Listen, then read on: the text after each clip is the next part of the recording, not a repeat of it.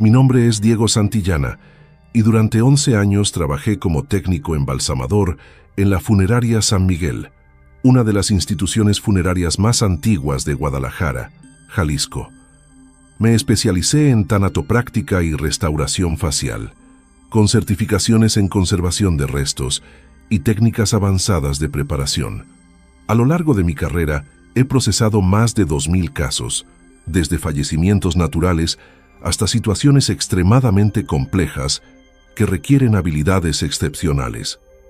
He trabajado en condiciones que pondrían nervioso a cualquiera, casos con semanas de descomposición avanzada, situaciones donde la identificación visual era prácticamente imposible, procedimientos que duraban hasta 12 horas continuas. Pensaba que lo había visto todo, que nada podría sorprenderme después de más de una década en este oficio. Pero lo que experimenté durante mis últimos 6 meses en esa funeraria me obligó a cuestionar todo lo que creía saber sobre mi profesión y sobre los límites de lo que consideramos posible. Pero antes de continuar, si esta historia te está intrigando, no olvides suscribirte al canal y activar la campanita para no perderte ningún video. Y por favor, déjame en los comentarios desde qué ciudad me estás viendo y si alguna vez has trabajado en el área médica o funeraria. Me encanta conocer las experiencias de todos ustedes. Ahora sí, sigamos con lo que sucedió aquella noche. La funeraria San Miguel ocupa un edificio de 3 plantas en la colonia americana, construido en los años 50 con ese estilo arquitectónico característico de la época. La fachada mantiene cierta elegancia discreta, pero el verdadero corazón del lugar está en el sótano, donde se encuentran las salas de preparación. Descendías por una escalera de concreto que siempre estaba fría, sin importar el calor que hiciera afuera en las calles de Guadalajara.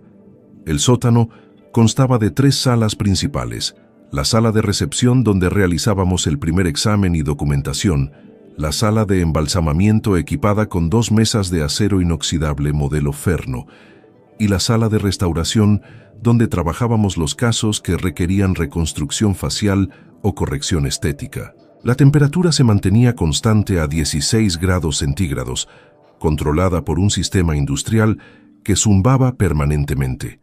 Las paredes estaban cubiertas con azulejo blanco hasta 2 metros de altura, el resto pintado de ese verde pálido institucional que caracteriza tantos espacios médicos. La iluminación provenía de tubos fluorescentes que producían ese zumbido eléctrico característico y proyectaban una luz fría, casi azulada, que eliminaba cualquier sombra.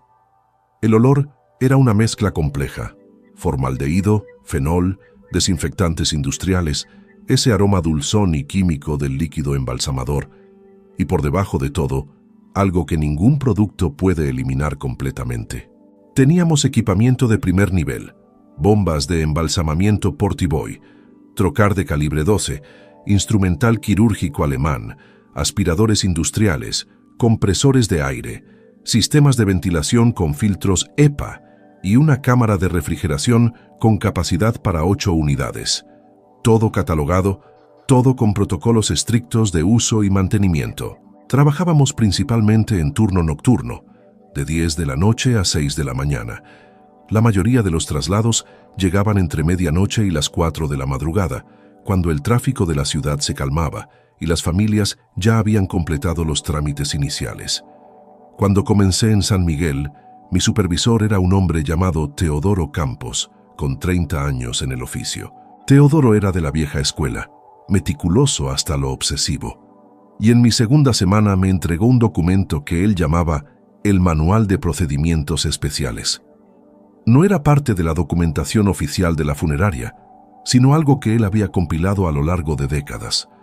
La mayoría eran precauciones técnicas razonables: verificar 2 veces las identificaciones, nunca trabajar solo con casos en estado avanzado de descomposición, documentar fotográficamente cualquier marca o característica inusual, mantener registro detallado de los químicos utilizados. Pero había otras reglas que me parecieron extrañas desde el principio. Regla número 7. Si durante la preparación escuchas que alguien llama tu nombre, ignóralo completamente a menos que puedas ver físicamente a la persona. No respondas, no voltees, Regla número 12. Si las luces del sótano parpadean 3 veces seguidas, detén inmediatamente cualquier procedimiento, sube al primer piso y espera 15 minutos antes de regresar. Regla número 18. Nunca, bajo ninguna circunstancia, trabajes después de las 4:30 de la madrugada en la sala de embalsamamiento si estás solo. Si un caso se extiende más allá de esa hora, déjalo como está y retómalo la noche siguiente. Teodoro me explicó que estas reglas se habían desarrollado a través de experiencias de múltiples técnicos a lo largo de los años. No me dio detalles, solo me dijo: hay cosas en este trabajo que no se explican con la ciencia que aprendiste en tu certificación. Estas reglas existen porque protegen. Síguelas sin cuestionar. Durante mis primeros meses, las reglas me parecían superstición de veteranos, folclore laboral. Las cumplía por respeto a Teodoro, pero no les daba mayor importancia. El cambio comenzó una madrugada de agosto. Era mi 6º mes en San Miguel, y Teodoro había tomado 3 días de vacaciones, dejándome como técnico principal del turno nocturno. Mi asistente esa noche era Bernardo, un muchacho de 23 años que llevaba apenas 4 meses en el oficio. Alrededor de la 1 de la madrugada llegó un caso desde el servicio médico forense. Varón, 52 años, identificado como Mario Velázquez Soto, fallecimiento por insuficiencia cardíaca súbita en su domicilio. La familia había solicitado velación al día siguiente, por lo que necesitábamos completar la preparación esa misma noche. Bernardo y yo trasladamos al sujeto desde la camilla de transporte a la mesa de embalsamamiento número 1. El procedimiento inicial era rutinario: verificación de identificación mediante la pulsera con código, fotografías de documentación, examen externo preliminar. El individuo presentaba signos típicos de un evento cardíaco: cianosis leve en labios y extremidades, lividez post-mortem apropiada para el tiempo transcurrido, temperatura corporal consistente. No había indicios de trauma, no había marcas inusuales. Bernardo preparó la solución embalsamadora mientras yo realizaba el posicionamiento y comenzaba la desinfección externa con solución fenólica. Todo absolutamente estándar. Inserté la cánula arterial en la arteria carótida común derecha y conecté el tubo a la bomba Portiboy. Ajusté la presión a 14 libras por pulgada cuadrada, que era lo apropiado para un caso de esta naturaleza. La bomba comenzó su ciclo rítmico, inyectando la solución embalsamadora color rosa pálido en el sistema circulatorio. Bernardo monitoreaba el drenaje venoso desde la vena yugular, verificando que el flujo fuera constante y que la coloración indicara una distribución apropiada del químico. Los primeros 15 minutos transcurrieron sin novedad. Entonces Bernardo dijo algo que me hizo detener lo que estaba haciendo. «Diego, la temperatura está subiendo». Me acerqué a verificar. Bernardo tenía razón. Normalmente, durante el embalsamamiento, la temperatura corporal desciende ligeramente a medida que el líquido frío circula y reemplaza los fluidos corporales. Pero el termómetro digital que habíamos colocado en el hígado mostraba un incremento de casi 2 grados. Revisé el display: 19.3 grados centígrados. 5 minutos antes había registrado 17.1. «Verifica el termómetro», le indiqué a Bernardo. «Puede estar fallando». Él sacó el instrumento. Lo calibró contra nuestra unidad de referencia que manteníamos en solución helada. El termómetro funcionaba perfectamente. Lo reinsertamos. 19.7 grados ahora. La temperatura continuaba aumentando. «Revisa la bomba», le ordené, intentando mantener la calma profesional. «Tal vez está inyectando solución tibia en lugar de fría». Bernardo verificó el reservorio de la bomba Portiboy. La solución estaba a 4 grados centígrados, exactamente como debía estar. La presión era correcta, el flujo era correcto, todo el equipo funcionaba dentro de parámetros normales, pero la temperatura corporal había alcanzado 20.2 grados y seguía subiendo. Esto era imposible. Un cuerpo no genera calor. El metabolismo celular había cesado. No había combustión. No había proceso bioquímico alguno que pudiera producir energía térmica. Detuve la bomba. El silencio en la sala se hizo denso, interrumpido solo por el zumbido de los fluorescentes y el siseo constante del sistema de ventilación.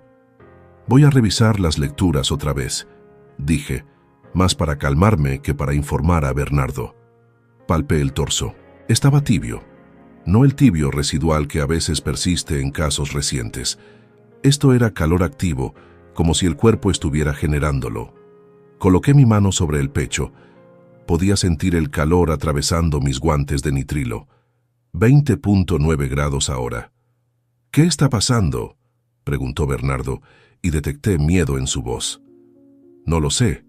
Vamos a documentar todo.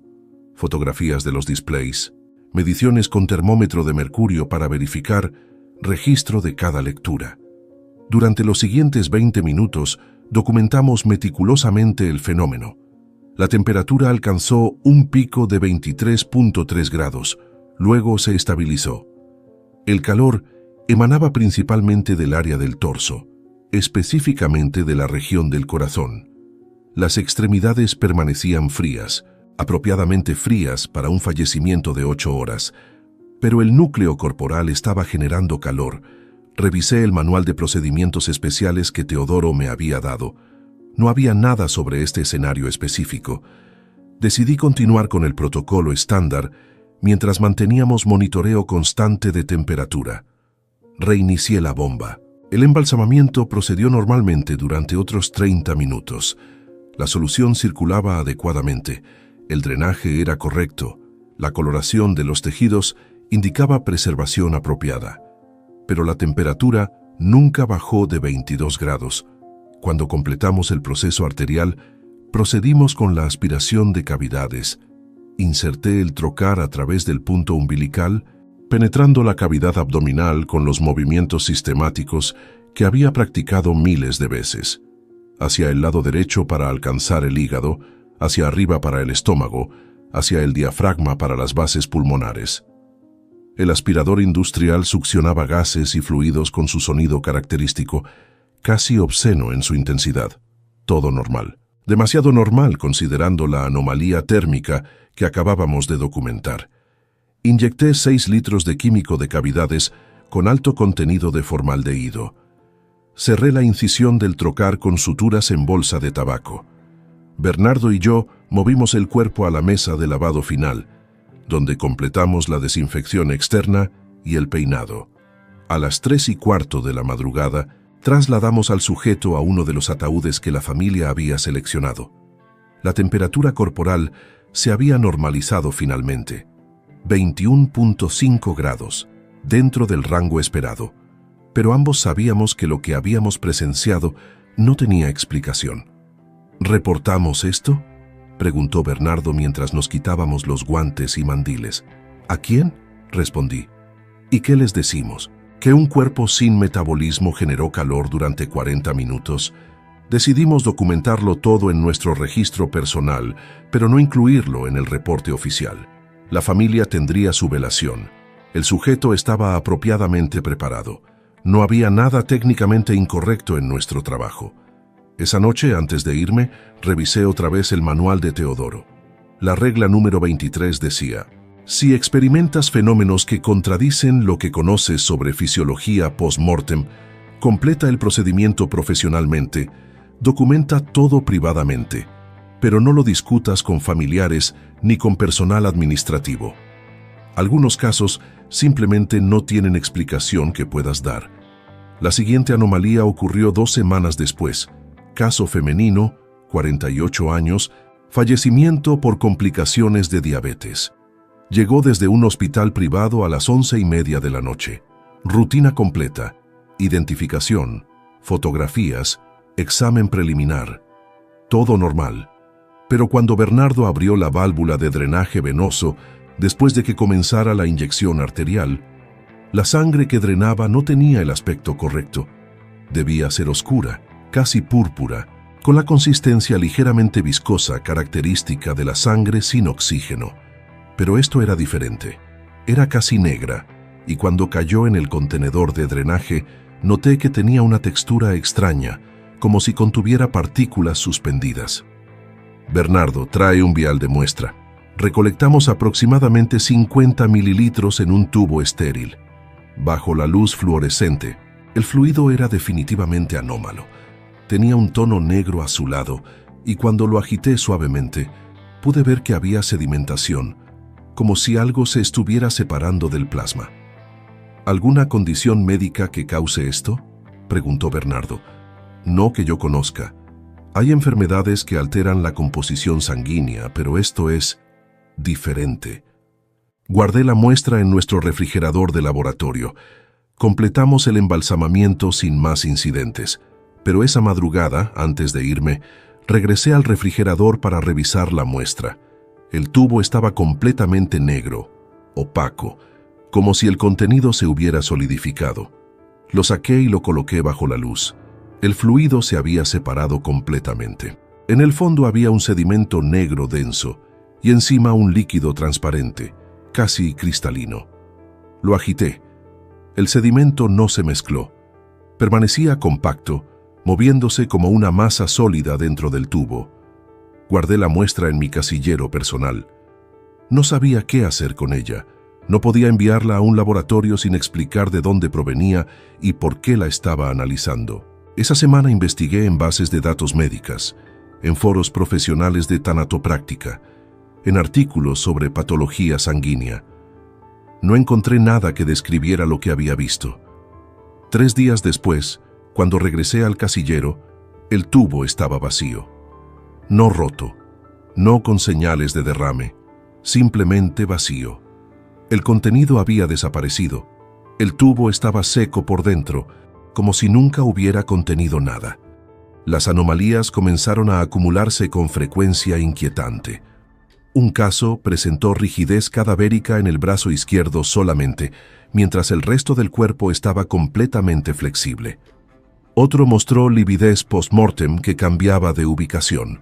Marcas que habíamos documentado en la espalda aparecían horas después en el costado, como si la sangre gravitara en direcciones imposibles. Hubo un caso donde el proceso de embalsamamiento requirió el doble de solución química de lo normal, como si el cuerpo estuviera absorbiendo el líquido activamente en lugar de simplemente permitir que reemplazara los fluidos corporales. Y después estaba el caso del peso. Un varón de contextura media que, según el certificado de defunción, pesaba 78 kilogramos. Cuando lo trasladamos desde la camilla a la mesa de embalsamamiento, Bernardo y yo notamos inmediatamente que algo estaba mal. Era demasiado pesado. Verificamos con la báscula de la sala. 93 kilogramos, 15 kilogramos más de lo documentado apenas 6 horas antes en el hospital. No había explicación. Los cuerpos no ganan masa después del fallecimiento. Pierden fluidos, pierden peso a través de deshidratación y procesos bacterianos iniciales. No aumentan 15 kilogramos en 6 horas. Comencé a llevar un registro detallado y privado de todas estas anomalías. Un cuaderno físico que guardaba en mi casillero, donde documentaba cada caso irregular con fecha, características del sujeto, tipo de anomalía observada, testigos presentes y cualquier patrón que pudiera identificar. Después de 2 meses, tenía 17 casos documentados, 17 situaciones que violaban principios básicos de biología, física y química. Y todos habían ocurrido en el turno de noche, nunca durante el día. Empecé a notar otros detalles. Los casos anómalos siempre llegaban entre la 1 y las 3 de la madrugada. Nunca antes, nunca después. Y había algo más. En cada caso, en algún momento del procedimiento, las luces fluorescentes del sótano parpadeaban brevemente. No el parpadeo de 3 veces que mencionaba la regla número 12 de Teodoro. Solo un parpadeo único, casi imperceptible. Lo había ignorado al principio, atribuyéndolo a fluctuaciones normales en el suministro eléctrico, pero revisando mi cuaderno, confirmé que todos los casos irregulares habían sido precedidos por ese parpadeo único. Una madrugada de finales de octubre estaba solo en el sótano. Bernardo había llamado enfermo y no habían conseguido reemplazo para el turno. Eran las 2:15 de la mañana y estaba completando el papeleo de un caso rutinario cuando escuché el timbre de la entrada de servicio. Un traslado no programado. Subí a recibir. Era el personal de un servicio de emergencias privado. Traían un caso. Varón, 35 años, aparente evento cerebrovascular masivo durante una sesión de ejercicio en su domicilio. El técnico del servicio de traslados me entregó la documentación y se fue rápidamente, más rápido de lo habitual. Me pareció extraño, pero no le di mayor importancia. Bajé con el caso al sótano, lo transferí a la mesa de examen. Comencé los procedimientos estándar, y entonces las luces parpadearon. Una vez, ese parpadeo único y breve, sentí que algo se tensaba en mi estómago. Verifiqué el reloj, 2:38 de la madrugada, dentro del rango de tiempo que había identificado en mi cuaderno. Procedí con el examen externo. El sujeto presentaba características apropiadas para el tipo de fallecimiento reportado: pupilas dilatadas fijas, ausencia de respuesta muscular, lividez inicial en áreas declive. Pero cuando coloqué el termómetro hepático, la lectura me heló: 26.4 grados centígrados. Eso era imposible.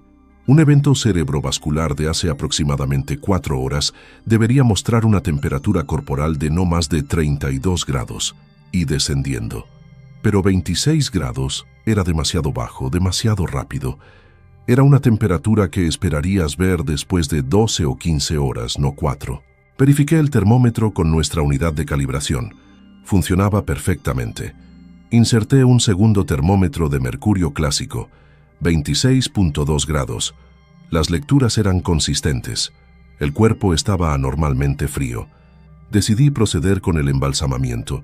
Trabajando solo era más lento, pero había hecho esto cientos de veces. Preparé la solución, ajusté la bomba, inserté la cánula arterial. Todo por protocolo. La bomba comenzó su ciclo, y entonces vi algo que me hizo retroceder físicamente de la mesa. La piel del brazo derecho, donde había insertado la cánula, comenzó a cambiar de color. No el cambio rosáceo gradual que esperábamos del químico embalsamador. Esto era diferente. Era como si manchas oscuras estuvieran apareciendo bajo la piel, extendiéndose desde el punto de inserción como tinta en agua. Detuve la bomba inmediatamente. Las manchas continuaron expandiéndose incluso con la bomba detenida. Se extendían por el brazo, subían hacia el hombro, comenzaban a ramificarse por el pecho. No eran moretones, no era lividez, era algo más.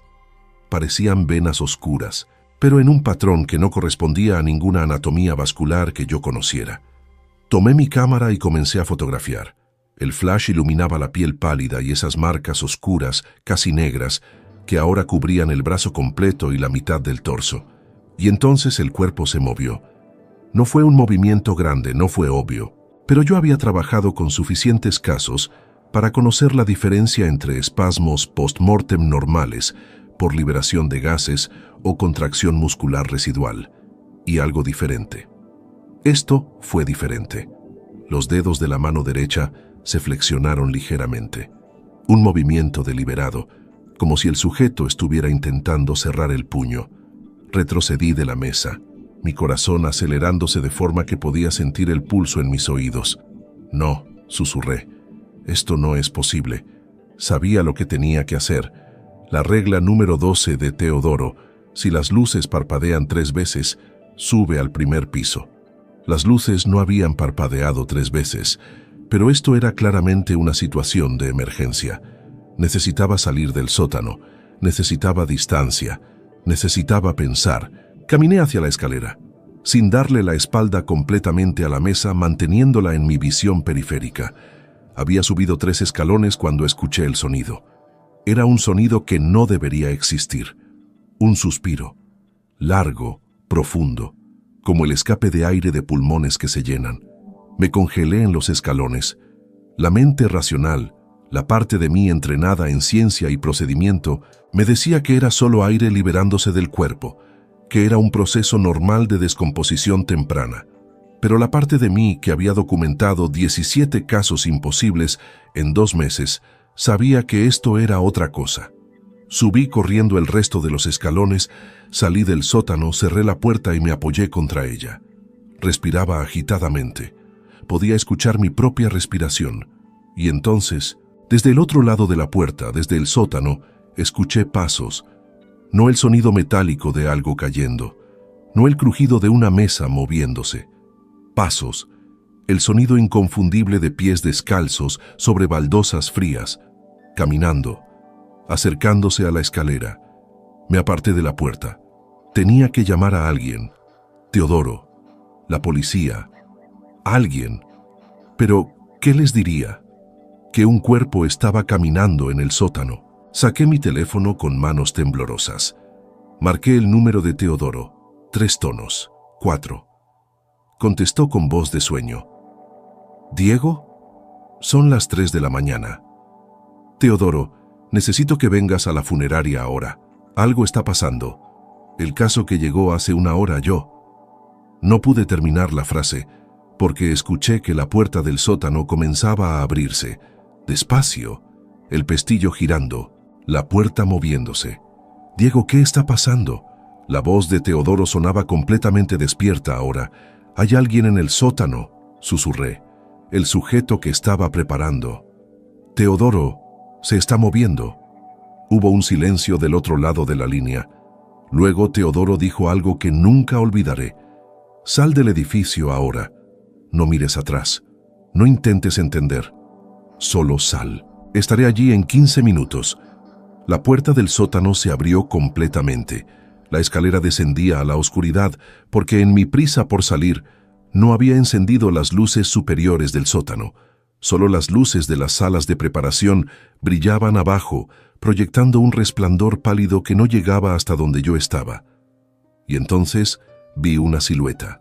Estaba al pie de la escalera, una forma humana, pero había algo profundamente incorrecto en su postura. Los brazos colgaban de forma extraña. La cabeza estaba inclinada en un ángulo que no era natural. Y comenzó a subir. Un escalón. Pausa. Otro escalón. El movimiento era rígido, desarticulado, como una marioneta manejada por alguien que apenas estaba aprendiendo cómo hacerla caminar. No esperé más. Salí por la puerta principal de la funeraria hacia la calle. El aire fresco de la madrugada de Guadalajara me golpeó como una bofetada.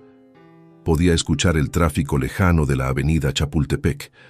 Luces de farolas. Normalidad. Me quedé en la acera, mirando la puerta cerrada de la funeraria, esperando a que algo saliera detrás de mí. Nada salió. Teodoro llegó 14 minutos después, acompañado de otro hombre mayor al que presentó como Eugenio, otro técnico retirado que había trabajado en San Miguel durante décadas. Ambos entraron al edificio mientras yo esperaba afuera. Estuvieron dentro durante casi 40 minutos. Cuando salieron, Teodoro traía mi cámara y mi cuaderno. «El sujeto está en la mesa», dijo Teodoro con voz calmada. «Exactamente como lo dejaste, sin movimiento, sin signos de que se haya movido de la mesa». «Pero yo lo vi». «Lo sé», me interrumpió Teodoro. «Revisé las fotografías de tu cámara, vi las marcas que documentaste, y conozco esas marcas». Me llevó a un café que estaba abierto toda la noche en la avenida. Allí, con 3 tazas de café negro entre nosotros, Teodoro me contó lo que sabía. «Hay casos», comenzó Teodoro, «que no se comportan según las reglas que conocemos. No son comunes. Tal vez 1 de cada 500, pero ocurren, y siempre en el turno de noche, siempre entre la 1 y las 4 de la madrugada». Eugenio asintió. «Llevo trabajando en esto desde 1986. He visto probablemente 30 casos como el tuyo, casos donde la biología deja de tener sentido». «¿Por qué no me lo dijeron antes?», pregunté. «Porque tiene que experimentarlo uno mismo», respondió Teodoro. «Si te lo hubiera dicho el primer día, habrías pensado que estaba loco. Habrías pedido transferencia. Pero ahora lo has visto, lo has documentado, ya no puedes negarlo». Me mostraron fotografías que habían guardado a lo largo de los años. Casos con marcas idénticas a las que yo había documentado. Casos con anomalías térmicas. Casos con cambios de peso inexplicables. «¿Qué son?», pregunté. «No lo sabemos», admitió Eugenio. «Hemos intentado investigar. Hemos consultado con médicos, con patólogos, con investigadores. Nadie tiene respuestas. Lo que sí sabemos es que estos casos tienen un patrón. Siempre ocurren en el mismo rango de tiempo. Siempre presentan al menos una de varias anomalías recurrentes. Y siempre, si uno se queda solo con ellos después de las 4 de la madrugada, pasan cosas que no deberían pasar. ¿Cómo qué? Teodoro intercambió una mirada con Eugenio antes de responder. Movimientos, sonidos, en algunos casos técnicos que juraron haber escuchado hablar al sujeto.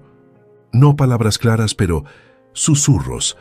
Uno de nuestros técnicos tuvo que ser hospitalizado después de un encuentro. Otro renunció inmediatamente y nunca volvió a trabajar en la industria funeraria. ¿Y la administración sabe? Saben que hay incidentes ocasionales. Saben que tenemos reglas no oficiales, pero no hacen preguntas porque técnicamente el trabajo se completa.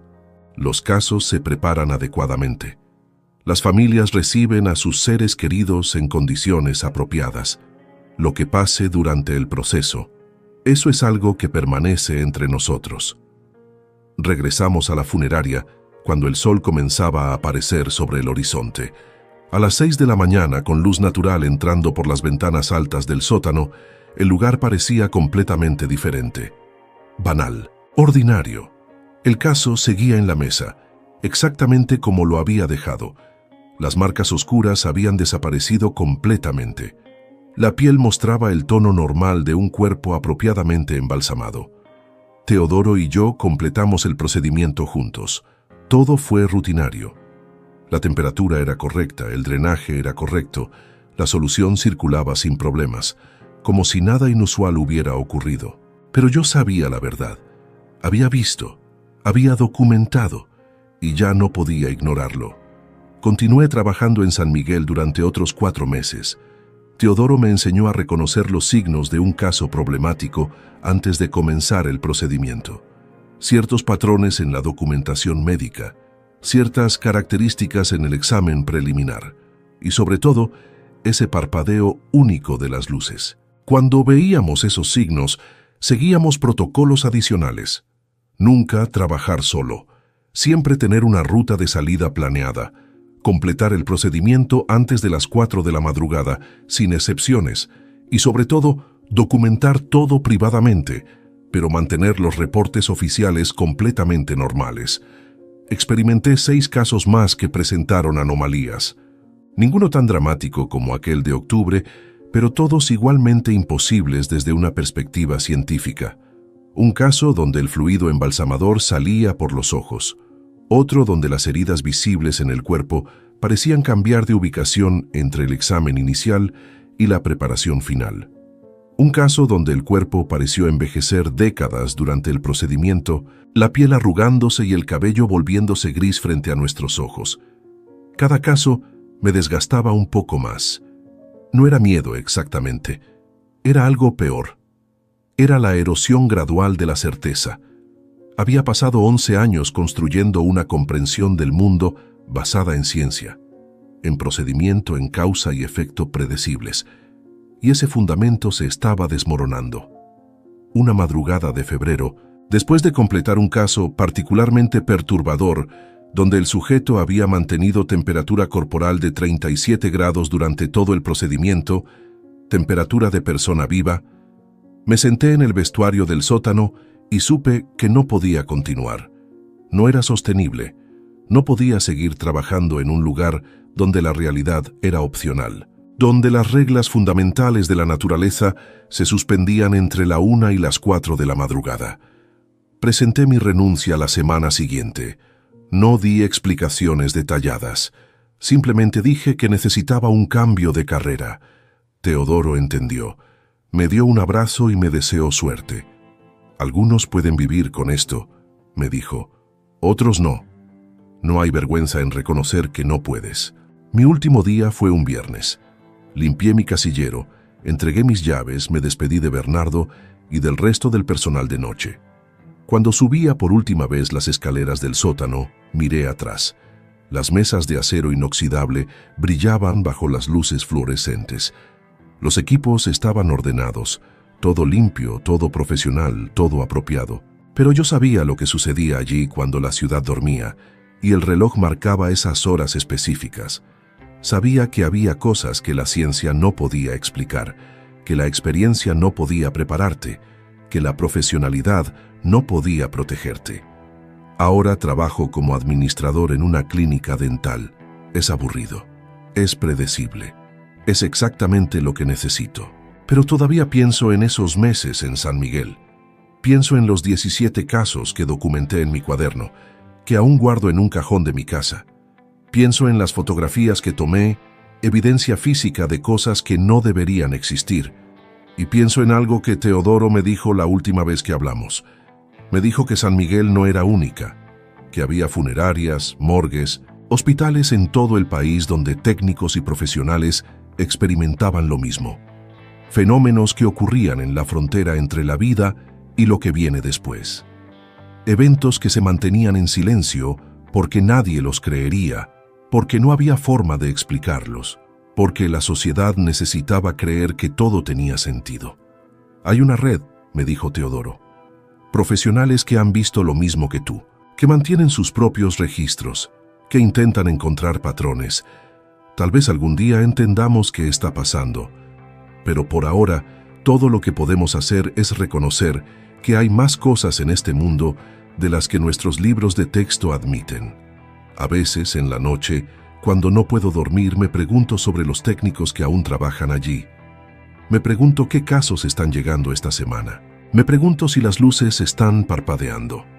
Me pregunto si alguien más está documentando imposibilidades en un cuaderno privado, intentando mantener la cordura mientras todo lo que creían saber se desmorona. Y me pregunto, ¿cuántos otros lugares como San Miguel existen? ¿Cuántos profesionales de la noche están enfrentando solos lo inexplicable? ¿Cuántos casos anómalos ocurren cada madrugada en ciudades de todo el mundo?